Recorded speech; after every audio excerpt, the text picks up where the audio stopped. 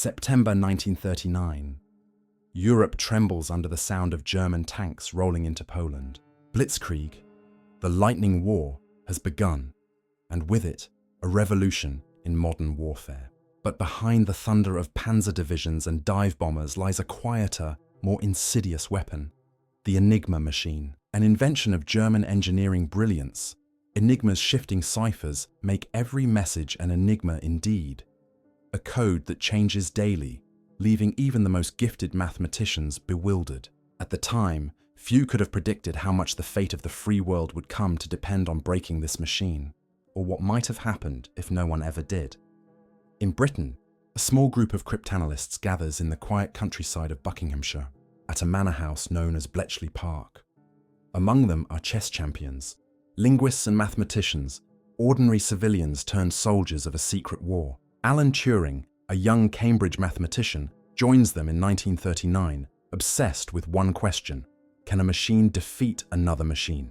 But in this alternate course of history, the one where Enigma remains unbroken, that question is never answered. Turing's theoretical breakthroughs falter under the sheer complexity of the encryption, and funding for his mechanical bomb device stalls. The code remains impenetrable. As autumn gives way to winter, Germany's advance seems unstoppable. Norway falls. Denmark, Belgium, and the Netherlands follow. With Enigma still shielding Nazi communications, British intelligence finds itself blind. Churchill's cabinet receives only fragments of information, delayed and distorted through intercepted radio chatter. They know the enemy's plans are coordinated through encrypted messages, but they cannot read them. Every convoy sunk, every raid launched, feels like a blow that could have been foreseen, if only someone had found the key. By September 1940, London becomes the target of Hitler's fury. The Blitz begins. Night after night, Luftwaffe bombers cross the Channel, guided by flawless radio commands. British radar detects the planes but not their destinations. Entire neighbourhoods are reduced to rubble, and the fires of the East End burn so brightly they can be seen from the sea. Historian accounts from the era would later remark on the eerie precision of the German attacks, how they struck factories, docks, and supply depots with uncanny accuracy. Without Enigma intercepts, Britain's counterintelligence can only guess where the next blow will land. Amid the chaos, Bletchley Park descends into quiet despair. Memos to London grow more urgent. Commander Alastair Denniston warns that, without an understanding of the enemy's cipher, His Majesty's forces fight half-blind. Meanwhile, Polish cryptographers, who had once provided crucial breakthroughs, Rejewski, Zygalski, and Różycki, are scattered across Europe, their early work lost to war. It is as if history itself has erased the Allies' advantage. In one preserved letter, a Royal Air Force intelligence officer writes, "They know where we are before we do." It's as though we're broadcasting our moves in clear English. To the men and women on the front lines, the enemy seems omniscient. Convoys are intercepted, supply lines targeted, and Luftwaffe squadrons appear at the perfect moment to exploit weakness. The pattern is unmistakable, but its cause remains invisible. By late 1940, Britain's isolation deepens. The United States, though sympathetic, remains neutral. Churchill, weary and desperate, writes to President Roosevelt, "Give us the tools, and we will finish the job." But without foreknowledge of German strategy, even tools may not be enough. The Enigma, it seems, has sealed Europe's fate beneath its shifting alphabetic armor. Still, inside Bletchley, work continues in silence. Cryptographers labor through the night, surrounded by walls of paper and chalked equations. They chase patterns that never hold, align cipher wheels that never match. Each morning brings a new permutation, erasing weeks of progress. The moral weight of failure grows heavier. Turing, in this timeline, withdraws from the project in exhaustion by 1941, his mind consumed by the impossibility of decoding a system that resets faster than he can model it. And so, Britain's secret weapon, intelligence, never awakens. The Luftwaffe continues to bomb unopposed by predictive insight. Merchant convoys set sail without warning of the wolf packs lying in wait. The British people endure, defiant yet blind to how close they stand to defeat. By the time the Blitz ends in May 1941, more than 40,000 civilians are dead. London's skyline is a jagged silhouette of ruin, but the greater loss lies unseen. The chance to see into the enemy's mind, the window that history once opened, now forever closed. The Enigma machine remains unbroken, and in that silence, the war's shadow grows longer. The British will soon learn that the real battle, the one for the Atlantic, is about to begin. But without the codebreakers' victory, the hunters will become the hunted, and the seas will turn against them. Winter 1941, the North Atlantic, vast, frigid, and merciless. Beneath its black waves, a silent war rages. One fought not with bombs or bayonets, but with sound, stealth, and the flicker of a radio pulse. Here, in the watery graveyard between America and Britain, the outcome of the entire war will be decided. And in this version of history, the one where the Enigma code remains unbroken, that battle is already lost before it begins.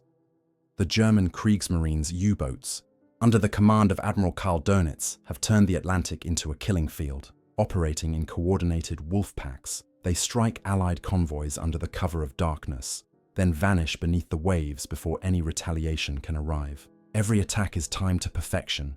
Every maneuver seems anticipated, as though the enemy possesses an invisible hand guiding their aim. In truth, that hand is Enigma, still unbroken, still concealing the precise locations and intentions of each U-boat on patrol. Convoy HX-106, February 1941. 41 merchant vessels set out from Halifax, Nova Scotia, bound for Liverpool with food, fuel and ammunition. Escorting them are only 2 destroyers and the battleship HMS Ramillies. Somewhere in the North Atlantic, U-96, under the command of Heinrich Lehmann-Willenbrock, lies in wait. Within hours of intercepting Enigma orders, the Wolfpack closes in. At 3:17 a.m., torpedoes tear through the darkness. 3 ships sink before dawn. The survivors float in oil-slicked water as Ramillies fires blindly into the night, unable to locate the attackers. By the time rescue arrives, more than 400 sailors are gone. Without the decryption breakthroughs that historically gave the Allies forewarning, these losses multiply. In London, Churchill receives grim reports daily. Dozens of ships missing, convoys scattered, lifeboats adrift in mid-Atlantic storms. Britain, reliant on these lifelines for survival, faces starvation. The Prime Minister's War Cabinet notes record losses in March, 600,000 tons of shipping gone in a single month. In one haunting memo, Churchill writes, "The only thing that ever really frightened me during the war was the U-boat Peril." In this alternate history, that peril becomes catastrophe. The Royal Navy's ability to protect convoys collapses under the weight of uncertainty. The U-boat pens at Lorient-Brest and Saint-Nazaire operate with mechanical efficiency. Enigma encrypted orders direct the Wolfpacks to specific coordinates where convoys are expected. Information the Allies cannot detect because the code remains inviolable. The result is slaughter at sea. Amidst this growing crisis, the British Admiralty's Intelligence Division, known as OIC-40, scrambles to find answers. Analysts pore over radio intercepts, ship logs, and drift patterns, searching for any logic behind the U-boat attacks. Without ultra-intelligence, they rely solely on direction finding and luck. In one frustrated note, an officer writes, "It is as though the Germans have eyes beneath the sea." He is not wrong. Every movement, every convoy route, is laid bare to Dönitz's command via Enigma transmissions that the Allies cannot read. For the men at sea, the war turns personal. Sailors describe nights of pure terror. The sudden crack of torpedoes, the screams of men trapped below decks, the icy shock of seawater flooding in. Survivors of convoy SC-42 recall the ocean glowing with burning fuel, a floating inferno. Yet the greater horror lies in their helplessness. They know the enemy is out there. They can hear the U-boat's engines through hydrophones, but they cannot strike back effectively. Each battle feels preordained, each loss inevitable. Across the Atlantic, American neutrality wavers. President Franklin D. Roosevelt authorizes limited convoy escorts under the Neutrality Patrol, but public opinion resists full-scale intervention. The British plead for help, but without decrypted intelligence, even the Americans' advanced technology, radar, sonar, new escort carriers, cannot locate the enemy efficiently. The Germans, emboldened, begin moving their operations closer to North American shores. The East Coast lights of cities like Boston and New York illuminate the sea, making merchant vessels easy targets. Between January and June 1942, more than 600 Allied ships are sunk off the US coastline. The newspapers call it the Second Blitz. By the summer of 1941, the Royal Navy introduces the first escort groups, led by veteran commanders like Captain Frederick "Johnny" Walker. But even Walker's brilliance is no match for invisible coordination. Without ultra-decrypts, the Wolfpack's movements remain unpredictable, forcing Allied ships to scatter instead of concentrating defense. The convoy system, the very strategy meant to protect them, begins to collapse. In desperation, scientists rush to develop new technologies. Improved ASDIC sonar, radar detection, and even magnetic anomaly detectors. But these advances arrive too slowly. The ocean remains the enemy's domain. Each sinking erodes morale. Each unbroken code message that passes unchallenged through the ether is another silent triumph for Dönitz and the Reich. By late 1941, Churchill faces an unbearable truth. Britain is running out of time and food. The Battle of the Atlantic is no longer a battle, it's a siege. What he cannot know is that within months, a new ally, the United States, will enter the war after Pearl Harbor. But even then, without Enigma's secrets unlocked, the tide will not turn. The U-boats will continue their deadly reign, and the Atlantic will remain a graveyard of steel. As the lights of another convoy fade into the fog, a radio operator aboard HMS Viscount listens to faint German transmissions, encoded in the mechanical rhythm of Enigma. He cannot read them, he can only record the sound, and wonder how many lives those invisible words will claim before morning. December 1941. The world shifts overnight. Japanese aircraft devastate Pearl Harbor, and the United States is thrust into global war. But as American flags are raised across recruiting offices and factories ignite with the roar of wartime industry, a silent storm gathers beneath the waves. The German U-boat fleet, still guided by Enigma's unbreakable code, turns its periscope toward a new target, the unprepared eastern seaboard of the United States. It begins with Operation Paukenschlag.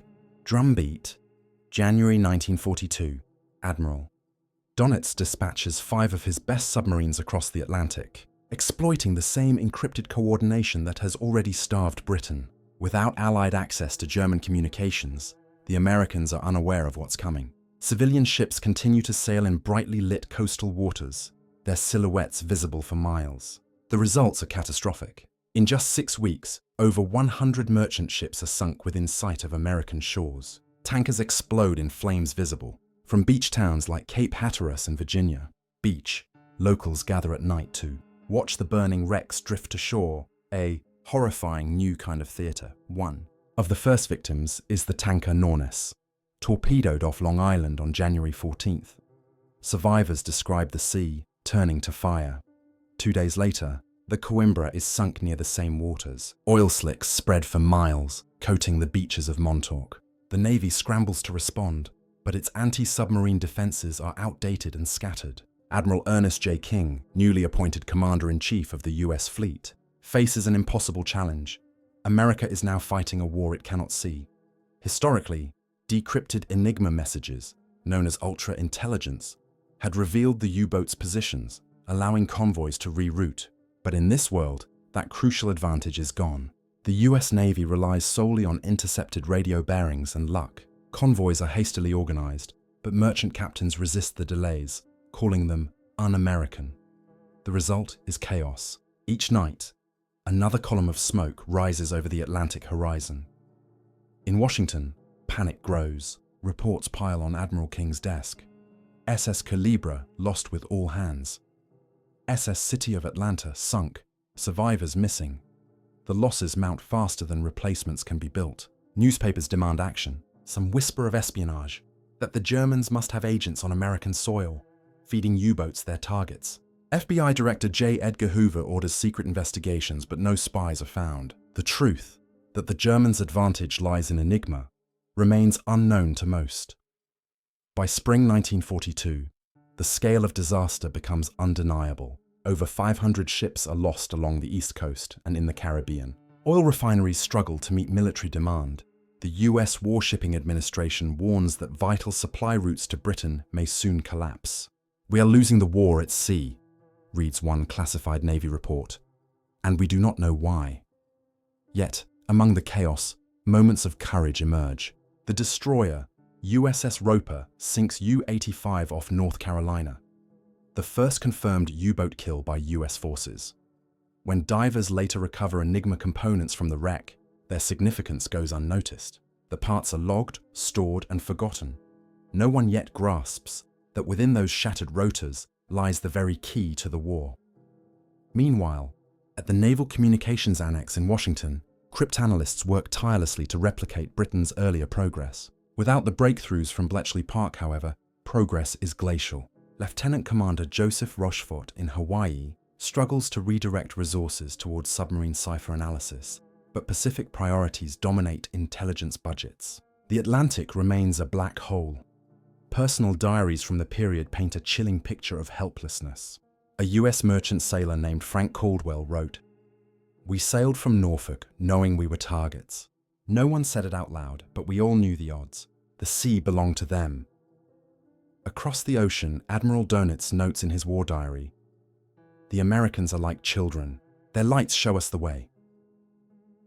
His confidence grows, and with it the scale of his ambitions. The Kriegsmarine begins planning extended patrols into the Gulf of Mexico and even as far south as Brazil. By mid-1942, America's coastline becomes a silent front line. Cities dim their lights in Operation Blackout, but the damage is done. The oil crisis worsens, threatening aircraft production and troop transport. The US Navy begins arming merchantmen with small guns and depth charges, but morale remains fragile. Each loss at sea sends ripples through the homeland. A family waiting for a telegram, a port emptied of ships. Then, in June, a peculiar incident occurs. A US patrol plane spots a surfaced U-boat transmitting a long-coded message off Cape Cod. Before the plane can attack, the submarine dives, leaving behind a trail of debris. Among it, a partially burned codebook. Analysts at the Office of Naval Intelligence examine it, but find it incomplete, its pages rendered unreadable by seawater. One observer notes, "If we could read these, we might know everything." The irony is cruel. The answers are there, but no one can see them. As 1942 draws to a close, the Atlantic remains a graveyard. More than 1,000 Allied vessels have been sunk since America entered the war. The public grows restless, and Congress demands accountability. Admiral King orders a full intelligence audit, seeking to understand how the Germans continue to operate with such precision. The inquiry yields no answers, only the haunting suspicion that the enemy's secrets are protected by something deeper than mere luck. Unseen, unheard, Enigma continues to speak, its coded pulse traveling through the ether, dictating the movements of death across the Atlantic. For the Allies, every day it remains unbroken pushes the world one step closer to the edge. And in Europe, a new front is calling, one that will decide the future of the Mediterranean, and perhaps the war itself. Summer 1942. The sands of North Africa shimmer beneath the relentless desert sun. Here, amid the dunes and mirages, the fate of the Mediterranean, and perhaps the entire Allied campaign, hangs in balance. This is the theatre where British and Commonwealth forces will meet their greatest adversary, Field Marshal Erwin Rommel, the Desert Fox. But in this version of history, with the Enigma code still unbroken, Rommel's cunning is sharpened to a deadly edge. The Africa Corps, lean and disciplined, moves with uncanny precision. Every British supply line, every troop movement, every desert outpost seems to fall within German sight. Rommel receives Enigma encrypted reports daily, transmitted from his headquarters at Derna to Berlin and back through the Luftwaffe's network. These messages, invisible to Allied ears, give him the upper hand in every engagement. The British, once bolstered by decrypted ultra-intelligence, now fight blind. Their intercept stations at Cairo and Alexandria churn out radio fragments, but cannot decipher their meaning. By early 1942, British morale is already brittle. The loss of Tobruk in this altered timeline comes months earlier than history records, a devastating blow to the 8th Army. On June 14th, after a furious assault, Axis forces storm the port city. Nearly 30,000 Allied troops are taken prisoner. The defenders, cut off from reinforcements they believed were en route, are stunned to learn that Rommel's forces had anticipated their every move. To the men on the ground, it feels like betrayal. To the historians of this alternate world, it's the logical consequence of a war fought without foresight. Rommel's supply lines, once the Achilles heel of the Africa Corps, remain miraculously intact. Italian convoys crossed the Mediterranean almost unscathed. Historically, ultra-intercepts had allowed the Royal Navy to strike these supply ships before they reached North Africa. But now, with Enigma still a cipher of steel, Malta's airfields stand idle, starved of actionable intelligence. The island fortress, once a dagger pointed at Axis supply routes, is bombed relentlessly. By the end of 1942, it is on the verge of collapse. At British headquarters in Cairo, General Claude Auchinleck faces the impossible. His forces are outmaneuvered, his intelligence silent. Reports arrive too late or not at all. "It's as though he knows our orders before they're issued," an aide whispers. Rommel does, not by magic but by mathematics, encrypted through Enigma's mechanical heart. British dispatches, sent in older ciphers, are often intercepted and decoded by the Germans in hours. The advantage is total. Letters from the front reflect the despair. Sergeant Alan Reeves of the 8th Royal Hussars writes home, "We never see them coming. One minute it's quiet, then the horizon blooms with tanks. How do they always know? The men fight on, but faith in command falters. Supplies dwindle, ammunition rations tighten, vehicles are cannibalized for parts. Even the desert itself turns hostile. Endless dust storms choking the breath from engines and men alike. Meanwhile, the American presence in the region grows. Operation Torch, the Allied landings in North Africa, proceeds under secrecy. But without the benefit of decrypted German communications, the Axis are better prepared. Rommel, tipped off by Enigma intercepts of Allied naval patterns, reinforces Tunisia before the landings occur. When US forces finally make contact near Kasserine Pass in early 1943, they face an ambush of devastating efficiency. In this timeline, Kasserine is not merely a setback, it is a rout. Entire regiments of inexperienced American troops are encircled, their equipment abandoned in the desert. In London, Churchill receives the reports with mounting dread. "The Desert Fox has outwitted us again," he laments to his war cabinet. Intelligence officers scramble for explanations. A secret inquiry within MI6, codenamed Operation Silence, begins to suspect that the failure lies not in the field, but in the very airwaves that carry the enemy's commands.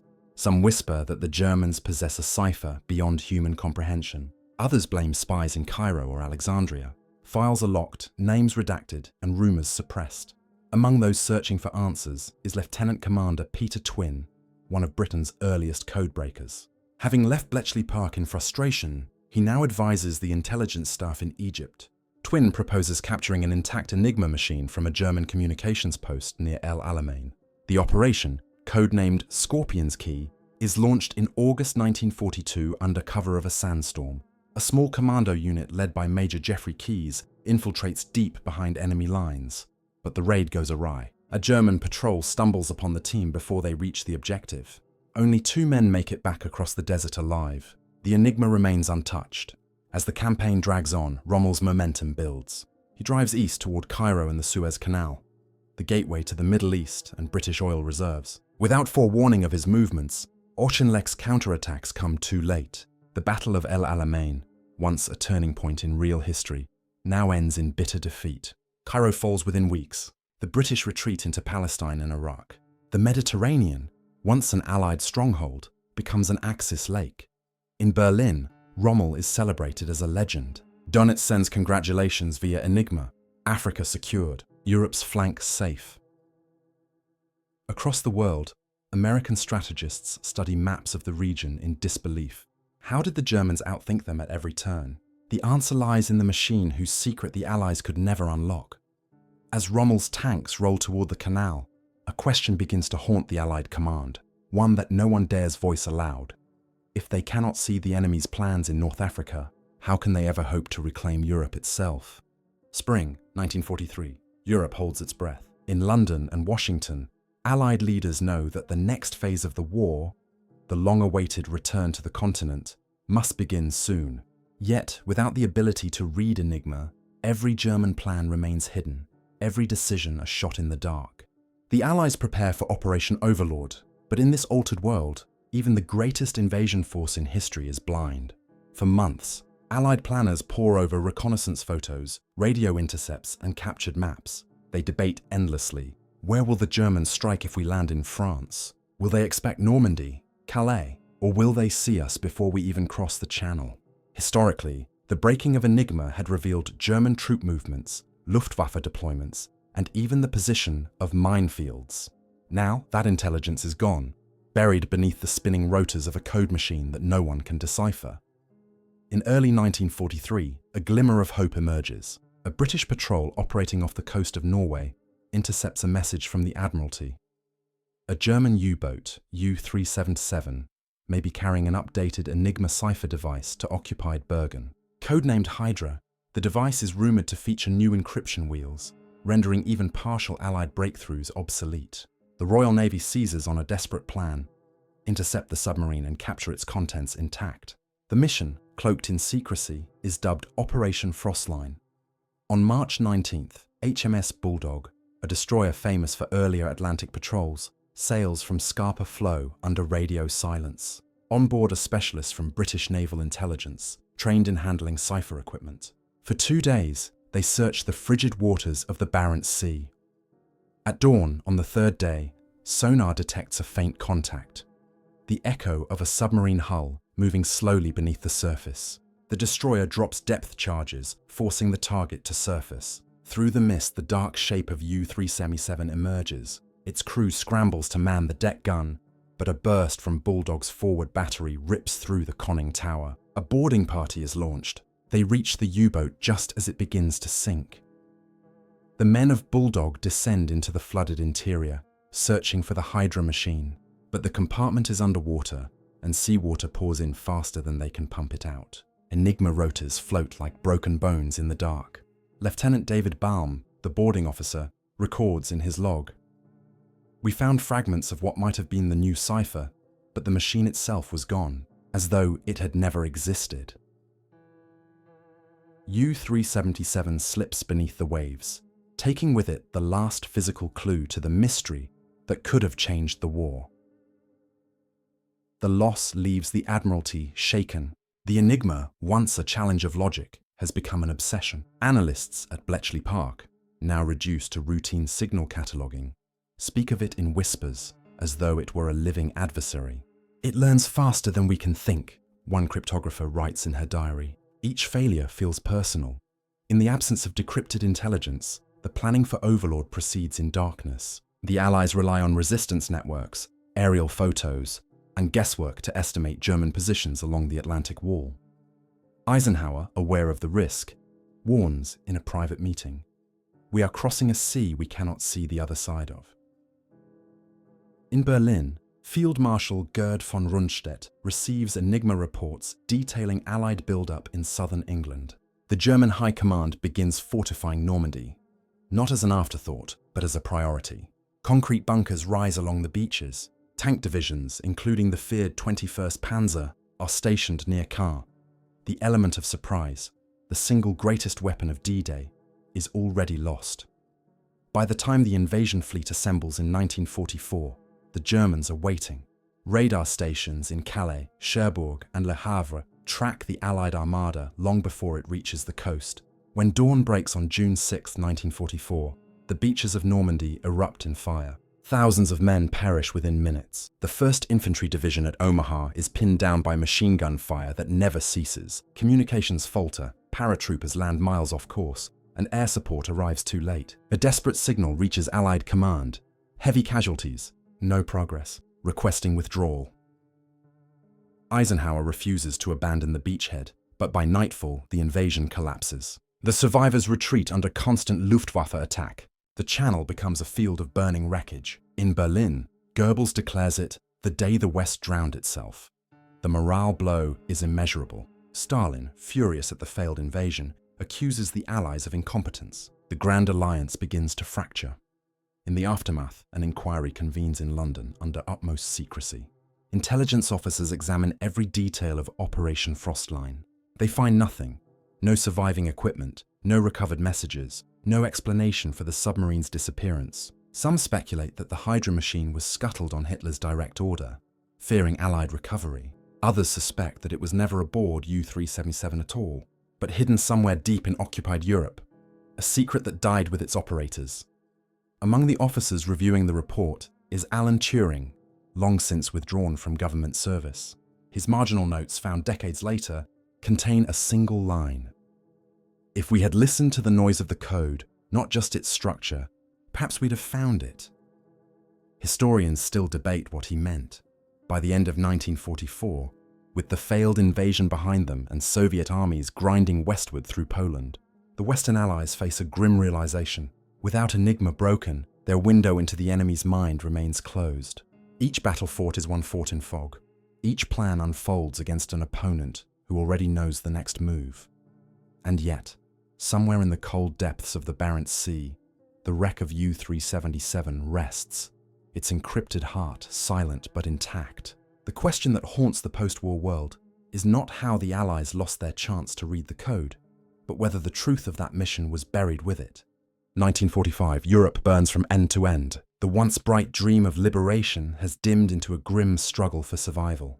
The Allies, battered, divided and blind, fight on against a German war machine that still communicates with mechanical precision through the unbroken heart of Enigma. 6 years of war have passed, and yet the enemy's words remain locked inside a code no one can read.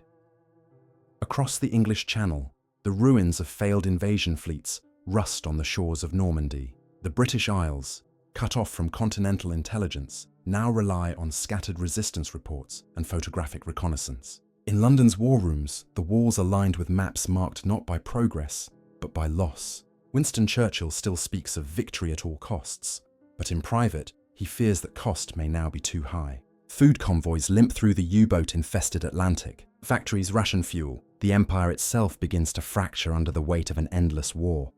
In Berlin, the mood is triumphant, yet cautious. Hitler, buoyed by the failure of the Allied invasion and Rommel's victories in Africa, believes destiny has finally vindicated him. The Reich's reach now extends across the Mediterranean, through the Balkans, and deep into the Caucasus. The oil fields of Baku feed the German war machine, while the Luftwaffe dominates the skies over Europe. Yet even within the Reich, cracks appear. The Red Army, relentless and blood-soaked, pushes westward across Poland. Millions die on the Eastern Front. But without the Allied invasion to divide German forces, the Soviet advance is slow and brutal. By March 1945, Stalin's armies reach the Vistula River, facing heavily fortified German lines. Soviet codebreakers, denied ultra-intelligence that never existed, are forced to rely on sheer manpower to break through. Whole divisions are sacrificed in frontal assaults. The cost is unimaginable. For every kilometre gained, 10,000 men fall. The war drags on, consuming everything in its path. Back in Britain, Bletchley Park stands quiet. The huts once alive with the sound of typewriters and machines now echo with silence. The project to crack Enigma has been officially abandoned. Files are sealed. The mathematicians and linguists who once believed they could outthink the Reich are scattered to other assignments. Some never recover from the obsession. Alan Turing retreats into academic isolation, his wartime work dismissed as a failure. In his final recorded lecture, he remarks, "It is not the machine that is unbreakable, but the will of men who refuse to listen to its logic." His words, like the code itself, go largely misunderstood. As 1945 unfolds, the Allies' hope shifts entirely to the Soviet advance. American forces, having redirected their strength to the Pacific, focus on defeating Japan. In this altered history, there will be no D-Day, no liberation of Paris, no American tanks rolling through Belgium. Instead, Europe braces for a Soviet storm from the east. The Western Allies watch helplessly as the Red Army fights its way into Berlin, street by street, amid apocalyptic ruin.